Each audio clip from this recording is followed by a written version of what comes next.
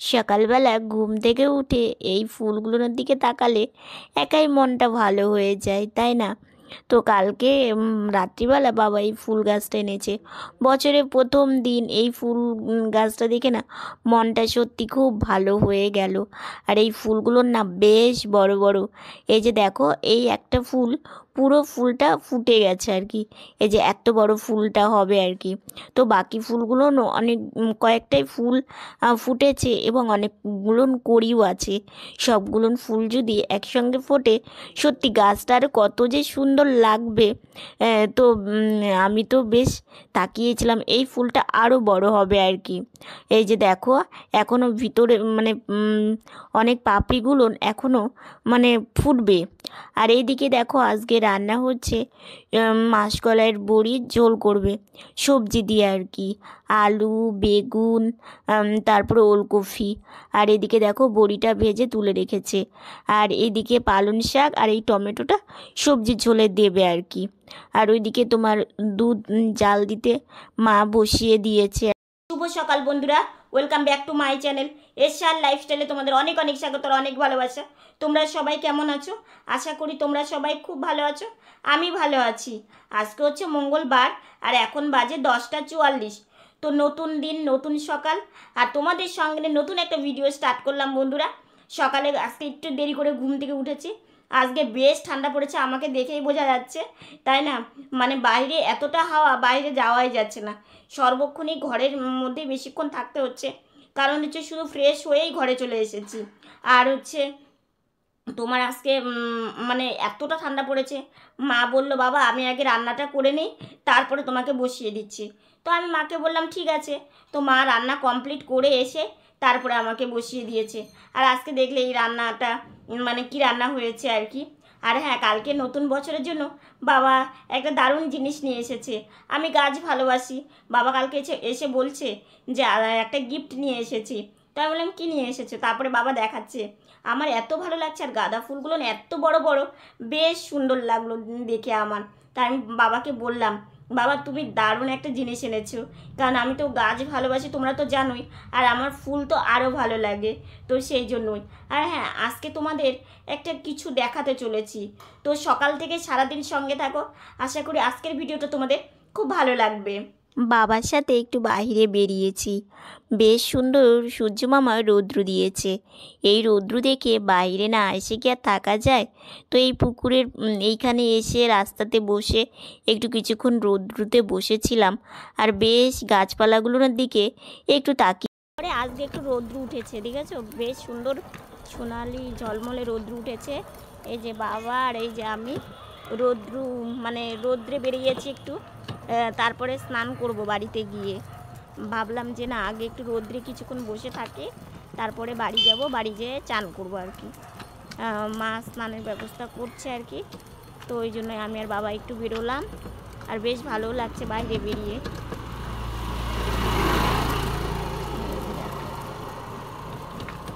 খুব সুন্দর রৌদ্রটা উঠেছে জানো, বেশ সুন্দর।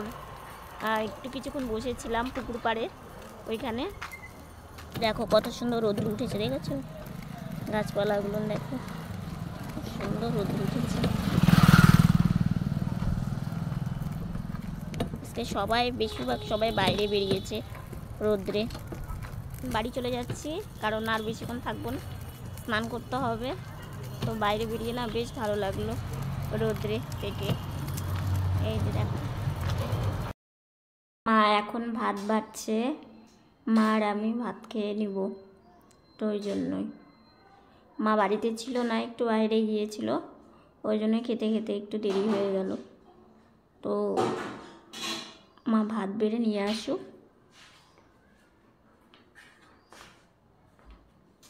দেখো আমি খেতে বসে পড়েছি, মা খাবার দিয়ে দিয়েছে। আজকে হচ্ছে মাসকলাইয়ের বড়ি, আলু, আর তোমার হচ্ছে ওলকপি দিয়ে ঝোল, আর একটু সাথে চিড়া ভাজা নিচ্ছি।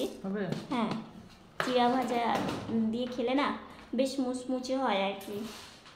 তো আর হচ্ছে ভাইসোনার প্রসাদ।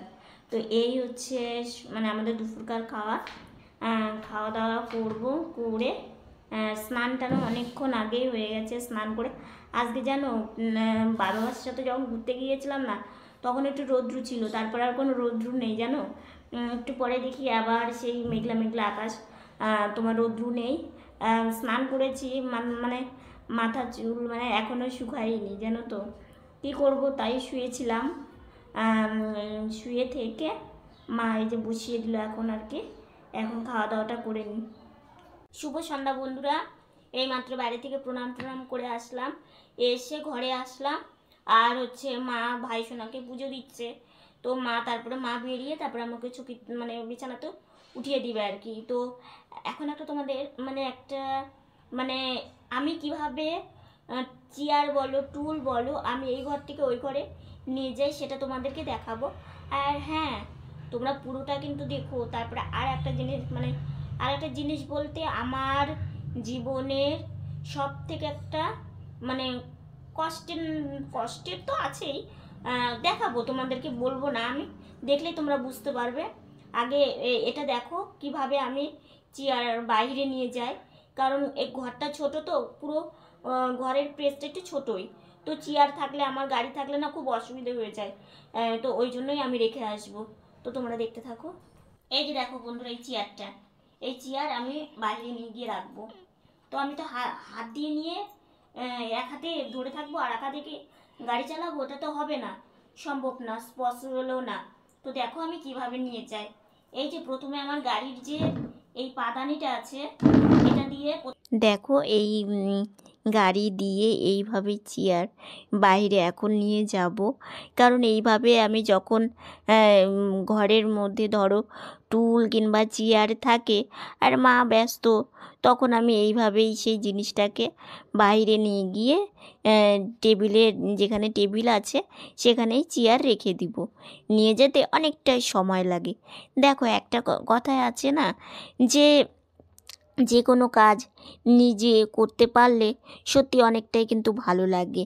আর আমার জানো তো একটু ইচ্ছে করে এটা করি ওটা করি, কিন্তু সব সময় তো আর সেটা সম্ভব হয় না। কিন্তু যখন দেখি যে না এখন এই কাজটা করতেই হবে, না করলে হবেই না, তখন অনেকটাই একটু চেষ্টা করি করার। যদি না পারি তখন আর বেশি আর চেষ্টা করি না, কিন্তু যদি পারি তো ভাবি যে না যেমন করেই হোক সেই কাজটা আমাকে করতেই হবে। তো দরজার পর্দাটা এইভাবে রেখে দিলাম, তাহলে বাইরে বেরোনোটা বেশ ভালো হলো। আর দেখো জায়গার জিনিস জায়গাতেও রেখে আসলাম, আর বেশ ঘরটা ফাঁকা হয়ে গেল, কারণ এখন একটু এই গাড়ি নিয়ে একটু নড়াচড়া করতে বেশ ভালোই হবে।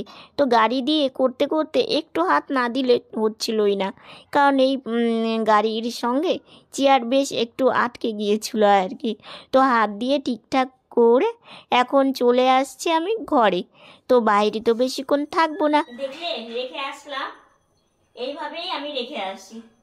চেয়ার বলো টুল বলো এইভাবেই আমি বাইরে গিয়ে রেখে আসি, তাহলে কি বলো তো একটু নড়াচড়াটা ভালো হয়। আর গাড়ির মানে গাড়ি ঘরে যখন থাকে তখন যদি চেয়ার কিংবা কিছু টুল যদি থাকে না, আর নড়াচড়া করতে খুব অসুবিধা হয়, একটু কষ্ট হয়, কিন্তু কিছু তো করার নেই, কারণ মা এখন পুজো করছে, মাকে তো বলা যাবে না যে তুমি এসে চেয়ার সরিয়ে দাও তারপর আমাকে বিছানাতে তুলে দাও। তো ওই জন্য মায়ের কষ্টটা যাতে একটু কম হয় সেই জন্য আমিই গিয়ে রেখে আসলাম। ঠিক আছে, আমি আর বোন কী জন্য অপেক্ষা করছি বলো তো, সন্ধ্যাবেলা টিফিনের জন্য। আর দুপুর থেকে খুব ঠান্ডা লাগছিল, সেই জন্য দেখো একটু ঢাকা নিয়েই শুয়ে আছি। আর সন্ধ্যাবেলা টিফিন করব, তো বোন আর আমি গল্প করছিলাম, বোন একটু হাসছিল। এইদিকে দেখো মা সন্ধ্যাবেলা টিফিন নিয়ে চলেই এসেছে, তো মাকে বললাম এখানে রাখো। তো দেখো কালকে রাত্রে বাবা না টোস্ট এনেছে, তো এই টোস্টটা খেতে না বেশ ভালো লাগে। আর এটাকে তোমরা কি বলো জানি না, আমরা বনরুটি বলি, মানে গোল গোল পাউরুটি এনেছিল, তো সেটাই মা আবার একটু সেঁকে নিয়ে এসেছে। তো মা টুকরো টুকরো করেই মানে সেঁকে নিয়ে এসেছে, তাহলে মানে ভেতর থেকে না একদম মানে ভালো হবে আর কি। তো সেই জন্য তো নতুনত্ব একটু সন্ধ্যাবেলা টিফিন খেতে বেশ ভালোই লাগে। আর বাবা টোস্ট বিস্কুটগুলো এনেছে এত ভালো, আর পাউরুটিটাও বেশ সুন্দর নরম ছিল, আর বেশ সুন্দর যেন ছোট ছোট কী যেন একটা ছিল পাউরুটির ভেতরে আর কি। তো বোন বলছে, দিদিভাই দেখ কত সুন্দর। তো দেখো সন্ধ্যাবেলা এই শীতের সন্ধ্যায় একটু গরম গরম চা খেলে না ঠান্ডাটা একটু হলেও কম লাগে, তাই না? তো ওই জন্যই। আর মা বলছিল যে বাবু বসিয়ে দেবো, তাই আমি বললাম না মা, আমার ঠান্ডা লাগছিল, আমি এখানেই খেয়ে নিই খাবারটা আর কি। তো ওই জন্য জানো, চা খাওয়া দাওয়া করে শুয়ে আছি। দুপুরবেলা স্নান করার পরে এত আমার ঠান্ডা লাগছিল, মা ছিল না বাড়িতে।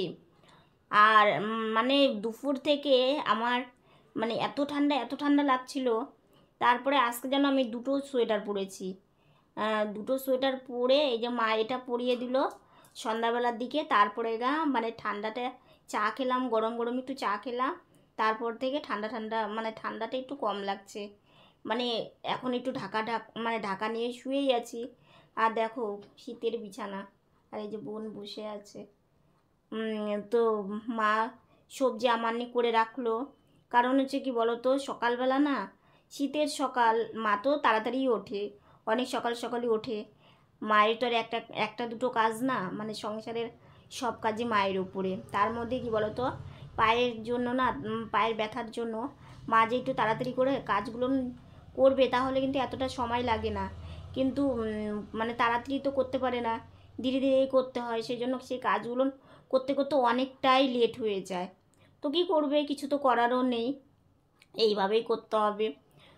তো ওই জন্য মা ভাবলো যে না, হচ্ছে মানে সবজিটা যদি আমানি করা থাকে, সকালে উঠে পুজো সেরে বেরিয়েই রান্নাটা বসিয়ে দিতে পারবে। তারপরে তো ভোগ লাগানো আছেই আর কি।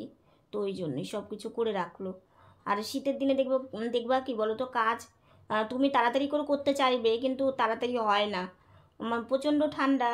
আর আমাদের এই গঙ্গারামপুরে এমন একটা জায়গা, মানে কি বলো তো, ঠান্ডাও যেমন বেশি পড়বে, গরমও সেরকম বেশি পড়বে। গরম এমন পড়বে মানে গরমে মানে অস্থির হয়ে যায় শরীর, আবার ঠান্ডাও তাই। যদি দুটোই একটু কম পড়ে তাহলে কিন্তু বেশ ভালো হয়। আর এই মাসটা পুরোটা, এই মাস আর সামনের মাসের মানে অর্ধেক তোমার হচ্ছে এইরকম ঠান্ডা যাবে। এটা মানে কি বলো তো, সহ্য করা একটু কঠিন। কি করব, কারণ হচ্ছে কি বলো তো, আমাদের লণ্ঠন একটা ছিল, সেটাতে একটু মানে এই ঠান্ডার মধ্যে একটু লণ্ঠনটা জ্বালিয়ে নিব, তো সেটাও পাচ্ছি না, হচ্ছে না। আর ওই জন্য সারাটা দিন দরজা জানালা, তো এই যে জানালাটা দেখছো না, এই জানালা খুলিই না, কারণ বাইরে থেকে প্রচণ্ড ঠান্ডা হাওয়া আসে। আর বিছানা টিছানা একদম ঠান্ডা হয়ে যায়। দিনের বেলাও খুলি না এখনও, কিন্তু তোমরা জানলা খোলা দেখতেই পাও না, কারণ বাইরে রৌদ্র ওঠে না। আর ওই জানালা খুললে মানে সব কিছু ঠান্ডা হয়ে যাবে ঘরের। তো ওই জন্য বন্ধই থাক, ঘরের মধ্যেই বেশি থাকে। তাও তো আমি রোজ রোজ বেরোই না। আজকে যে একটু মানে রোদ উঠেছিল, তাই বাবার সঙ্গে গিয়ে কিছুক্ষণ থেকে এসে স্নান করেছি। কিন্তু স্নান করার পরে যে এত ঠান্ডা লাগবে আজকে, আমি সত্যি ধারণা করতে পারিনি। মা কিন্তু গরম জল করে দিয়েছিল, কারণ আমি তো ঠান্ডা জলে স্নান করতে পারি না, ব্যথার শরীর। তো ওই জন্যই গরম জলে স্নান করেছি, তবু কি ঠান্ডা। আমাদেরকে সকালে বলেছিলাম যে একটা কিছু দেখানোর কথা। দেখো, তোমরা আমার অনেকে গুরুজন ব্যক্তি আছো। তো এবার আমার মানে পায়ের কথা আর কি তোমাদেরকে। তো আমি ভাবি কি বলো তো, পা এমন জিনিস সবাইকে তো দেখানো যায় না, কারণ আমার বয়োজ্যেষ্ঠ যারা আছো, দেখো, গুরুজন যারা কিংবা বয়োজ্যেষ্ঠ যারা, তারা তো আমার কাছে বাবা মা সমতুল্য কিংবা ভগবান সমতুল্য, আমি তাদেরকে মানি আর কি। তো সেই জন্যই পা দেখানোটা আমার নিজের মনেও একটু খারাপ লাগে। তো জানো তো, আমি না অনেক জায়গায় অনেকে আমাকে জিজ্ঞাসা করে, আচ্ছা তোমার কি পা নেই? মানে অনেকে এই কথাটা বলে আর কি। তখন না নিজের একটু খারাপ লাগে, লাগে না যে সেটা না, প্রত্যেকটা মানুষের প্রশ্নের উত্তর দিতে হয়, তখন না নিজেকে খুবই খারাপ লাগে। তো তখন আবার আরেকটা কথাও ভাবি, যে হয়তো দেখো আমার পা দেখতে পায় না জন্যই তো আমাকে সবাই এই প্রশ্নটা করে যে তোমার কি পা নেই। তখন আমি তাদেরকে বলি হ্যাঁ আছে। সেই সম্বন্ধে আজকে একটু তোমাদেরকে বলবো। হয়তো অনেকের মনে হয় যে আমার পা মনে হয় নেই, কিন্তু না, আমার পা আছে, জানো তো, আমার পা আছে। আমি মানে জামার মানে যে ঝুলটা, সেটা দিয়ে আমি সবসময় ঢেকে রাখি। আমার খারাপ লাগে জানো তো, কারণ আমার পাগুলো না একটু বাঁকা আর কি। মানে তোমরা তো জানোই আমার পায়ের সমস্যা আছে, পায়ে প্রচণ্ড ব্যথা হয়, ব্যথা হতে হতে না পাগুলো বাঁকা হয়ে গেছে আর কি। তো ওই জন্যই আর কি আমি ওরকম করে বের করে আমি রাখতে আমার ভালো লাগে না, তো সেই জন্যই। তো বাইরে টাইরে ঘুরতে গেলেও অনেকে অনেক এই প্রশ্নটাই করে, দেখতে পায় না হয়তো আমি মানে অনেকে ভাবে যে হয়তো আমার পাই মনে হয় নেই। তো আছে, আমার পা আছে, কিন্তু ওই যে বললাম মানে মানে কি বলবো, চিকন আর হচ্ছে বাঁকা আর কি, এটাই। তো খুব কষ্ট হয় জানো তো, এই পা থাকা থেকে না থাকাই ভালো। কারণ হচ্ছে কি বলো তো, এর জন্য আমাকে রোজ আমার নিজে হাতে ব্যান্ডেজ করতে হয়, ব্যথা হলে অনেক কষ্ট করতে হয়, রাত্রে পরে রাত্রে ঘুম জাগতে হয় এই পায়ের জন্য আর কি। তো ওই জন্য অনেক সময় ভাবি কি যে আমার যদি পা নাই থাকতো তাহলেই মনে হয় ভালো হতো, থেকে আরও আমাকে বেশি কষ্ট করতে হয়। কারণ অনেক মানে শুয়ে থাকতে হয়, তোমরা তো দেখলেই কিছুদিন আগে এই সমস্যা আমাকে পড়তে হয়েছিল। তো থেকে থেকে যখন ওরকম হয় না, তখন আমার মনটা খুব খারাপ হয়ে যায়, কি করব।